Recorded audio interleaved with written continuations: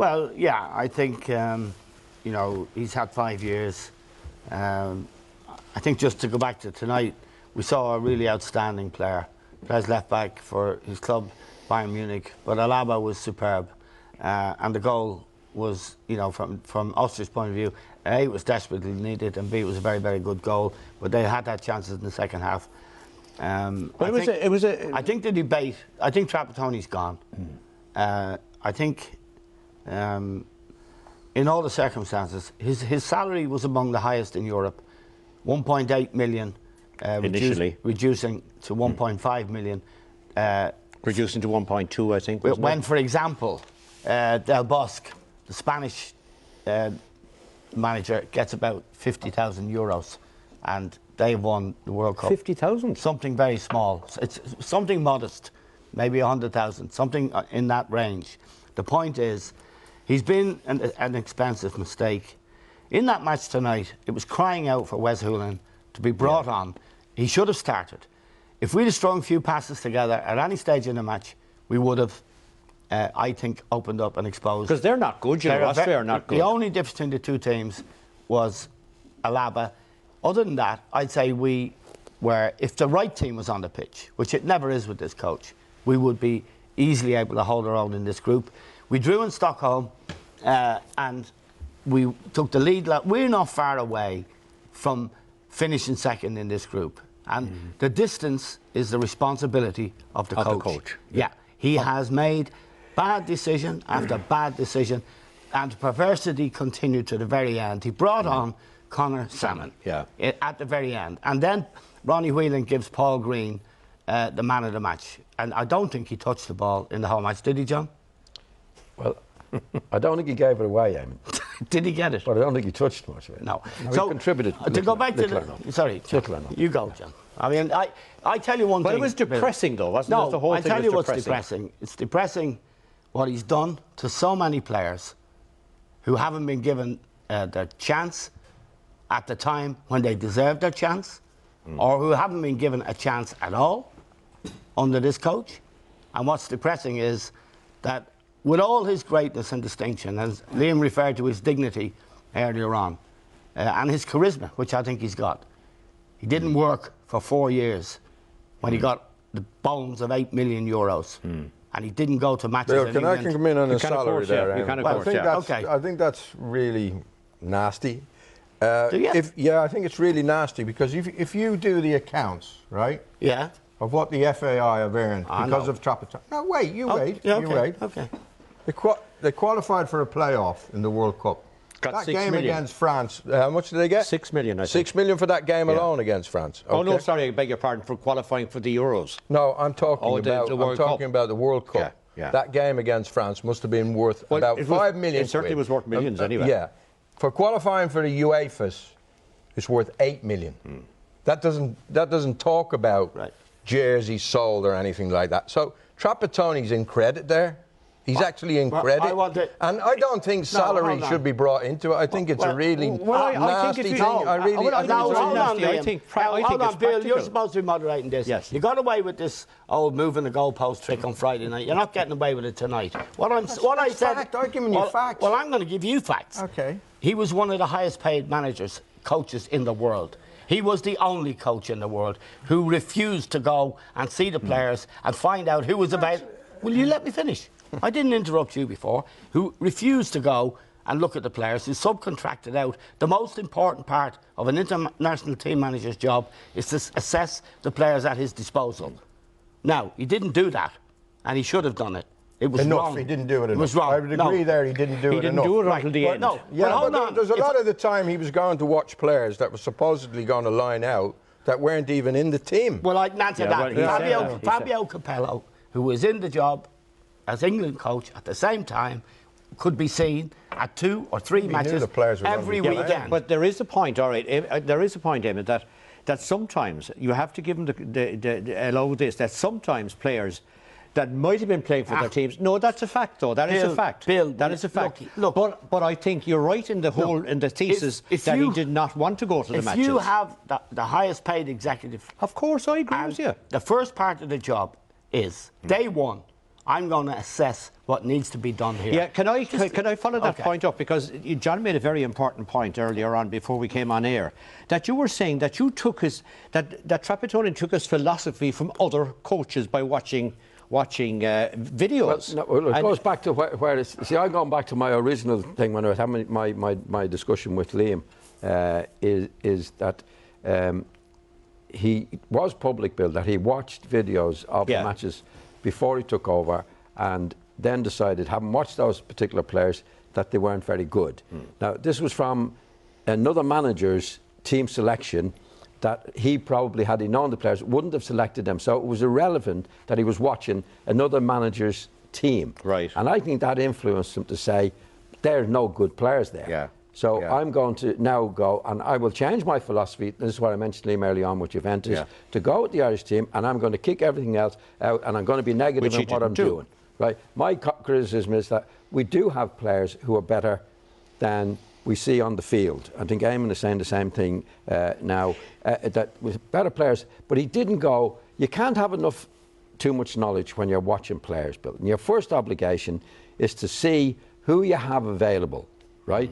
I don't think he ever saw what he really had available, right? So if you don't base it on the players and have a go at playing in the way that Juventus played, or tried to play that way, and it failed, then go to what's... I don't think that ever happened. And part of that job was not going to watch the players, because I think he'd made up his mind, this is what I'm going to pick. I don't really want to care about Houlihan or any of these particular players.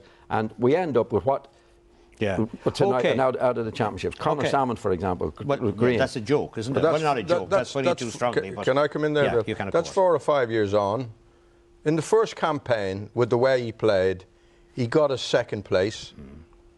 And we were robbed in Paris. It was disgraceful what went on in Paris. Right, exactly. Okay? In the second campaign, he qualified us through a playoff, again finishing second.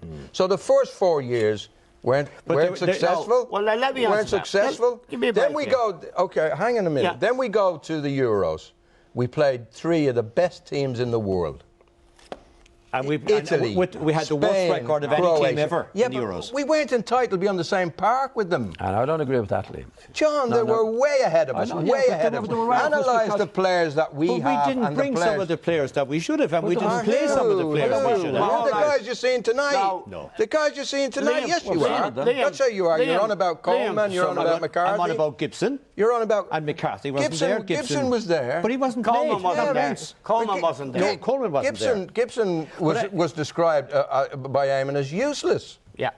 But hold on. Let's so you're not everybody would let's agree be with clear that. what you're saying now. What you're saying then is that having apparently accepted what John and I are The saying... first 4 years are written off. You're writing the first 4 years off. But I'm going back to That's basics. what I'm saying. You're saying that even though he didn't go to matches and didn't do the assessment job that he should have done to scope out and see where we were, even though he didn't do that, you're saying he still got us to Paris.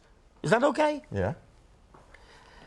I can't believe you're saying that. Who are you talking about? Who are you talking about should have been in that team in those first 2 years? I'm talking about that's another day's work, but I'll talk to you about that. Andy Reid. No, hold on. He's the only one. No, Stephen Reid.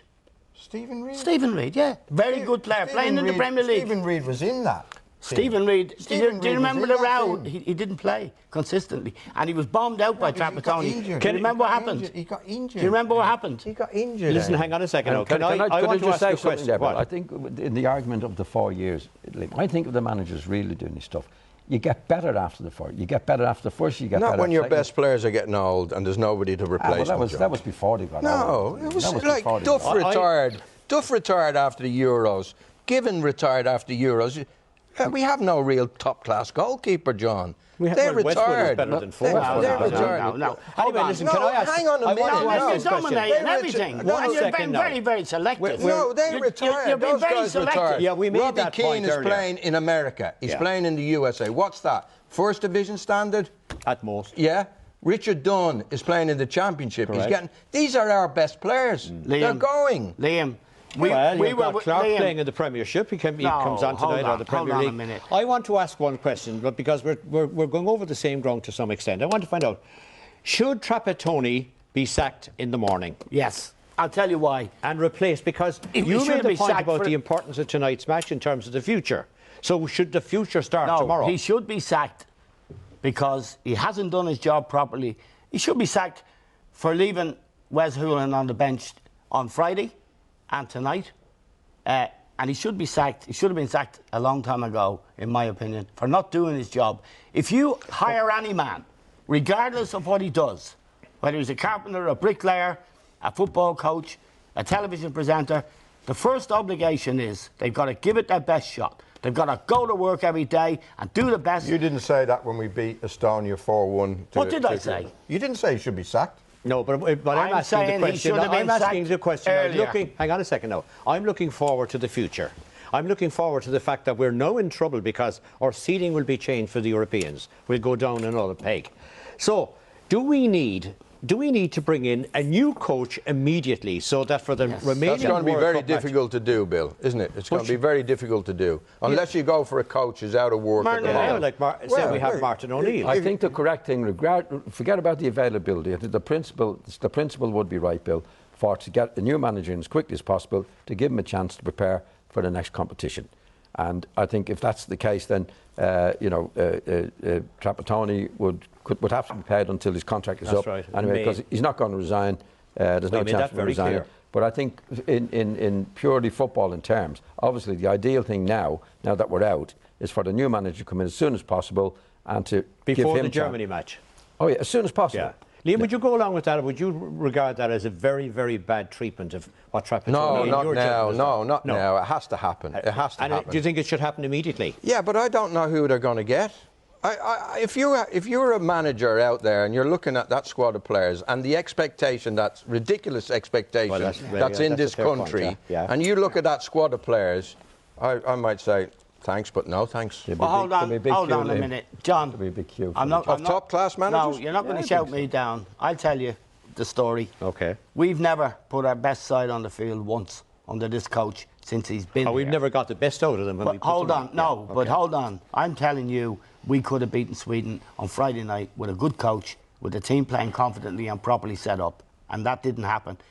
We could have won that match. And there is absolutely no doubt that anyone who watched that match tonight, take Alaba apart, and even with him, they didn't score until a few minutes from the end. We could have won that match tonight. And we would never have been hammered 6-1 at the Aviva by Germany. Things have been wrong with this guy for a long, long time. And players have been abused and insulted. McLean, taken to the European Championship, told he wouldn't play. Coleman, rejected time after time when he was playing really well for Everton in the Premier League. Coleman. And eventually, he didn't take him to the European Championships. I know. This guy's had more chances. But I go back to the basic. I will ask John, as a former Irish team manager. You look at these players, as Liam suggested, and Liam says that a top-class manager would look at the team and say, no, thank you, because they wouldn't be able to do it for him. What's your judgment on that? Well, I think any manager looking at those players, Bill, well, first of all, if you're talking about me, there's a few players I wouldn't have in that particular team. I understand that, yeah. Anyway, so that's your starting point. Yeah, the man of the match for a start. And I think there would be certain basic things that you could do without encouraging certain things that would improve that particular squad. That's what I believe. Yeah. I think the squad of players that's available, I wouldn't have Salmon in the team, I wouldn't have Green in the team, I wouldn't have them in the squad. So a selection of the players is very, very important, because you can only do with the players that you select. Like in Trapattoni tonight, like if you see Walters tonight, I think he was very poor, Green was very poor, but he's picked them. Yeah. He's picked Salmon over a period of time. So it depends who is also available that you could pick, and I think they can be organised in a better. That's my opinion. When we see the goal, I wouldn't run away from it if I was a young man looking for a job. If you were O'Neill from Northern Ireland, I mean, you could put on. No, you laugh at this. Stephen Ireland could be recalled. Yep. Gibson, I'm sure, would be delighted to play again if Trapattoni was gone. There's two for a start. Hoolahan would play. Hoolahan is obvious. Eamon said Gibson is useless. No, hold on. Yeah, but not everybody will agree with that. I mean, he is playing Premier League football. What I said was I didn't think he was a top player. And he was playing for Manchester United. No, so the bars come down. A lot stronger than that. I did say strong things, but I didn't. I haven't put words in your mouth. Don't put them in my mouth. I'm just telling you what you said.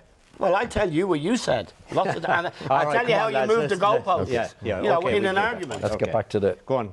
Sorry, no, I think that So you're saying a good coach could look at that. He could look also at some of the players on the periphery, including Reid, you know, that we championed for so long. He isn't. He's one of the players for the Premiership play or the Championship Player of the Month. I don't think managers will run away from that. I'd say they could see potential. I think there's room for improvement in that particular squad of players. For example, you could play Clark in midfield. He's played in midfield for Villa. He's a tough bugger. He gets tight.